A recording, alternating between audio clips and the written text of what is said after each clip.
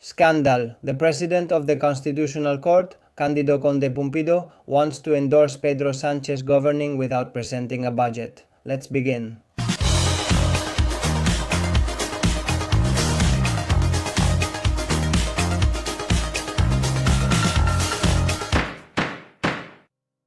Hello and welcome to another edition of Precautionary Measures with Miguel Ángel Pérez. And it's been a while since we talked about him, but he's always scheming and he's the president of the Constitutional Court. Cándido Conde-Pumpido. We have new exclusive information on precautionary measures with Miguel Ángel Pérez and Libertad Digital related to the latest maneuver by Cándido Conde-Pumpido. Now he intends to endorse in the Constitutional Court that Pedro Sánchez can continue governing without presenting new budgets. We remind you that he has already been extending the general state budgets for 3 years. And now, after the Senate filed an appeal before the Constitutional Court saying that this can't be, well, Conde-Pumpido, as always, comes to the rescue of Pedro Sánchez. And to look for the formula that allows them to say that what is not constitutional is constitutional, which is to govern without presenting the general state budgets. Year after year, as always, as the Constitution mandates, we are going to share this information as we always do, displaying it on the screen so you can follow it firsthand from home. Of course, another scandal from Pedro Sánchez as usual, and today the main character is Conde-Pumpido, who is studying the formula to declare it constitutional for Sánchez to govern without presenting new budgets. The President of the Constitutional Court, Cándido Conde-Pumpido, is studying the formula to endorse Pedro Sánchez governing without presenting new general state budgets. All of this comes after having extended them for the last 3 years. The full session of the Constitutional Court recently unanimously approved admitting the jurisdictional conflict brought by the Senate against the socialist government. For failing to fulfill its duty to present the draft budget law to the Parliament, the Constitutional Court supported the report presented by the leftist magistrate Laura Díez. Article 134.3 of the Spanish Constitution states that the government must present the general state budgets to the Congress of Deputies, at least 3 months before the expiration of those from the previous year. I think it's undeniable, there's no doubt about it. Let's repeat it, let's see if.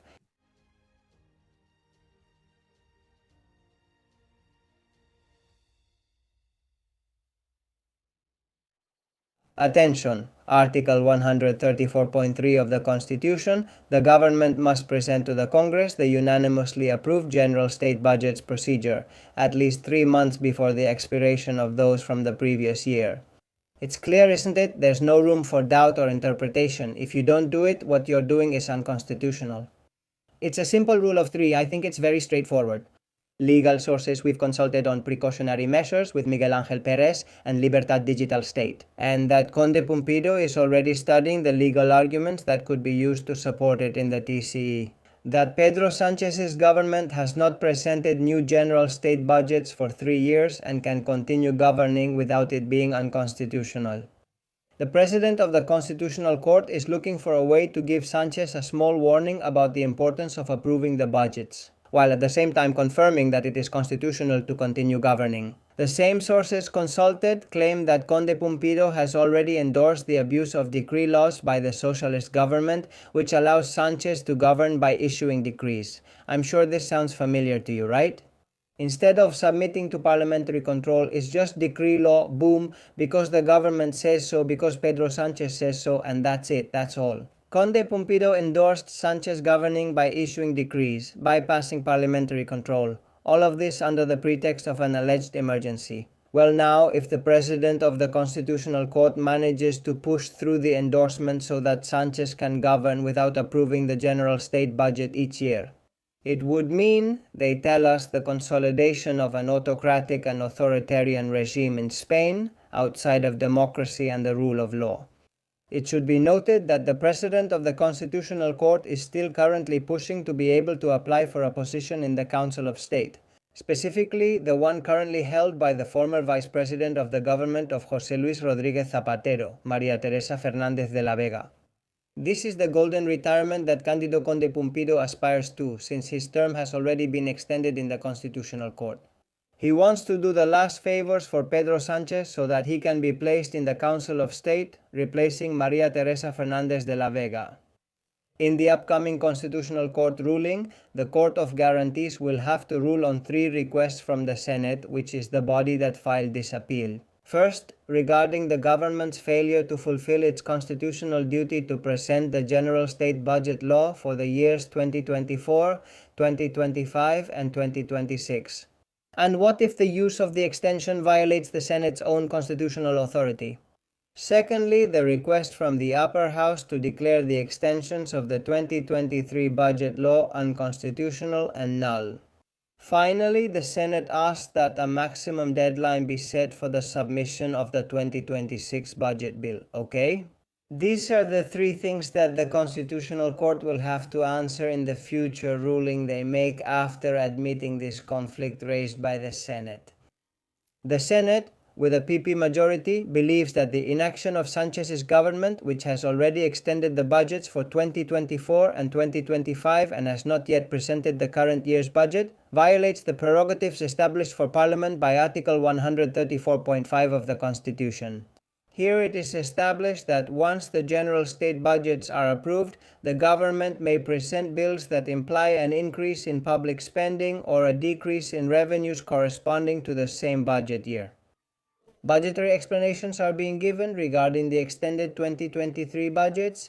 They say it constitutes a legal fraud against the constitutional obligation to present new budgets and violates the state's legislative authority. This is the basis of the conflict of powers that the Senate has brought before the Constitutional Court for the upper house. The government's non-compliance also violates Article 99.2 of the Constitution.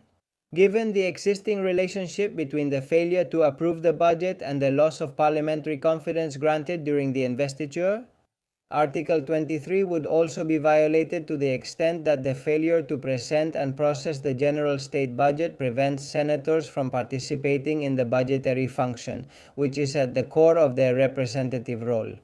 And with this, it prevents citizens from exercising their right to participate in public affairs through their representatives.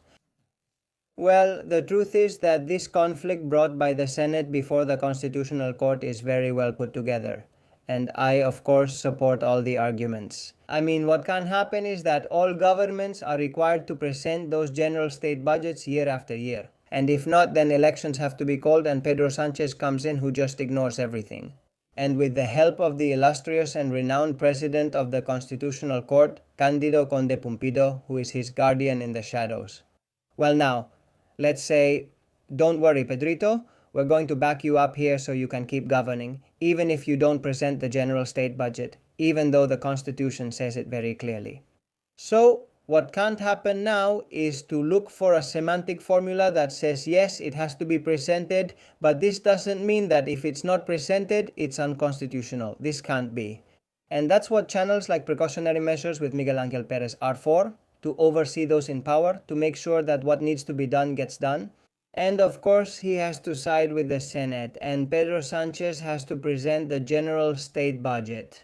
And if he doesn't have support, he has to resign, he has to step down from the legislature, and he has to call for elections. I mean, it's absolutely clear, but here with Pedro Sánchez, it seems like anything goes. Absolutely anything. Anyway, that's it for this edition of Precautionary Measures. I hope you liked it, and if so, you know you can leave me your comments and opinions. I always read them. You can also share the video with whoever you want. Family, colleagues, friends, anyone. Everything is welcome. This boosts the growth of Precautionary Measures with Miguel Ángel Pérez and attracts more followers. I haven't mentioned our subscriber count lately because some complain I talk about it too much, but it makes me happy.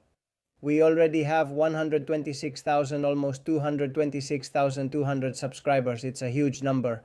Right now, specifically, 126,187. So really, thank you all so much for your support. You know, our goal is to reach 150,000 very soon. Also, you can become members like the chosen ones for less than €3 a month, or like the supreme ones for less than €7 a month. Your contributions via Bizum at 6275-56370 also help a lot. That is 6275-5637.